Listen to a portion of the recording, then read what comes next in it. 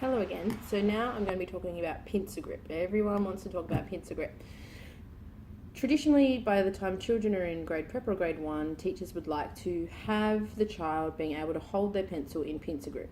Pincer grip is the ideal type of grip to be able to write lots and lots of writing. So we're preparing them for the rest of their school life where they'll be writing pages and pages and pages of writing.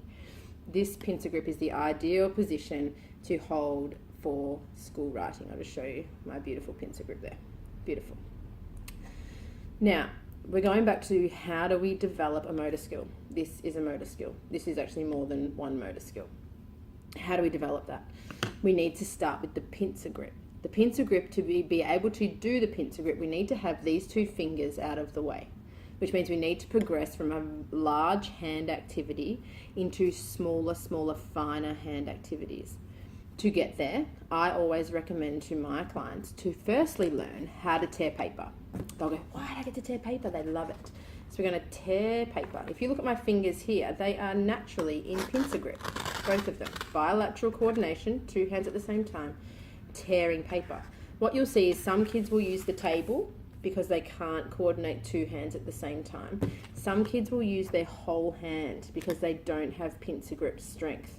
Until they can tear a piece of paper using just their two fingers, these fingers need to stay out of the way, then we can't expect for the body and the brain to be able to get into pincer grip if we haven't mastered a simple thing like being able to tear paper.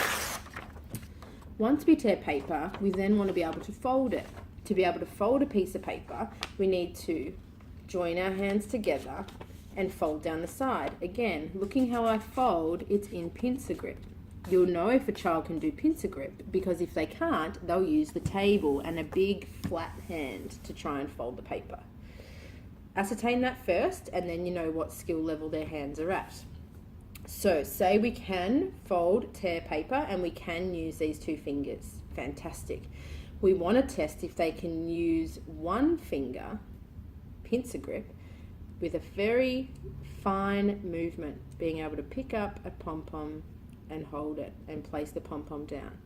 Another activity might be doing beading, where we hold a pipe cleaner and we bead small beads onto the pipe cleaner. Two hands pincer grip. We can't do these activities and pick up a tiny bead if we don't have pincer grip.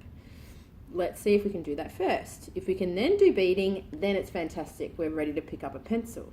To pick up a pencil, I always start with thicker pencils first. Thicker pencils are easier. Larger movements are easier for the brain and the body than tiny movements. So I snap big, thick pencils in thirds. And as you can see, I'll hold it up there for you. This is a tiny pencil. I can't grip it because it won't work. Even my kids can't grip this. It's too small. It'll automatically at least send them into the next stage, pincer grip. It's not ideal, it's resting on the fourth finger, but it's better than a grip. We then wriggle their hands down, and this is triangled, so they can put one hand on each side, and then we can start to practice. Remembering, pincer grip first. We need to practice this without stressing about letter formation and drawing a sun. We need to get this action really well mastered first. Once we can master fine movement, pincer grip exercises, then we can worry about a pencil. We may start by colouring in. Now I know a lot of you don't like templates, but we're taking away the brain demand of the task. Practice the movement first before we throw in an academic concept. If we're succeeding with this, we're doing really well with the broken thick pencil, we can then start to go to smaller, finer pencils. This pencil here is a rainbow pencil, and my clients love the rainbow pencils. It gives them something different and exciting. Then we might be ready for that. But that's how you get pincer grip. You don't get pincer grip by going straight into, here's your pencil, hold it and write your name. You will get those skills by firstly creating them, learning what the pincer grip is, and then progressing it into refinement, where we're starting to get really good at it. We're not doing this anymore, we're starting to do this. And then we'll get into mastery. Mastery basically means that I could tear this piece of paper as many pieces as I want while having a conversation with you.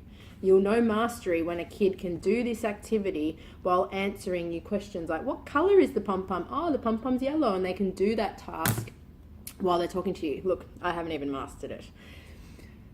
That's a little bit about pincer grip. Any other questions, please let me know, and we'll wait for the next session. Thank you.